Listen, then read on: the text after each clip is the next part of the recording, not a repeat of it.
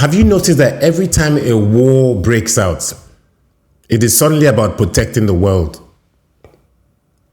But if that is true, why do they all sound exactly the same? You see, Israel says is fighting to defend the world. Ukraine says it's defending Europe and democracy. And the United States frames its actions as protecting global stability. But they cannot all be telling the same universal truth.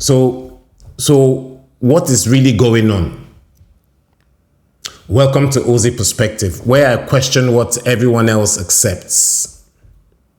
You see, when you strip away the language, most wars are not global missions.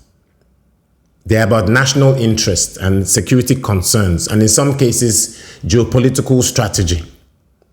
For example, Israel-Hamas is about occupation and national security interest, not a moral battle, but it is framed as civilization versus terrorism. Ukraine and Russia, Western powers sell it as defense of democracy against autocracies. But the war serves to limit Russian power. And generally, Western military interventions are framed as protecting global order. But beneath all of this, the core logic is consistent. It's all about security, influence, power, in some cases survival, and other times a calculated effort to weaken rivals. And now if we contrast it with the wars in the Congo or Yemen, where no global savior appears, then it's just local suffering. These are wars that are described as local wars, not global battle for humanity. They're simply regional tragedies. No one says they are fighting for the world or protecting civilization. They're simply just local violent attacks.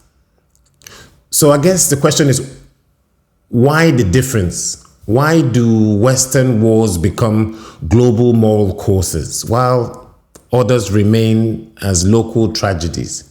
Why should the Nigerian citizen or the everyday person in Brazil care about Ukraine more than what's happening in the Sudan? Because this isn't about saving the world. This is about reshaping global hierarchy in a way that keeps certain powers on top. So we should question who's really benefiting and why they've told us to look the other way. And of course, more importantly, the question should be, why do certain countries feel the need to frame their wars as being wars for the world in the first place? Because I don't think the framing is accidental. You see, when a war is framed as being fought for the world, it becomes easier to justify, easier to fund and support, and I guess harder for people like me and you to question. So a moral interest war becomes a moral mission, or a country's geopolitical strategy becomes a universal duty. But the underlying motivation do not change. They're still about these same three things: power, security, and control. They're just packaged differently. And of course, there's another level to this, another layer.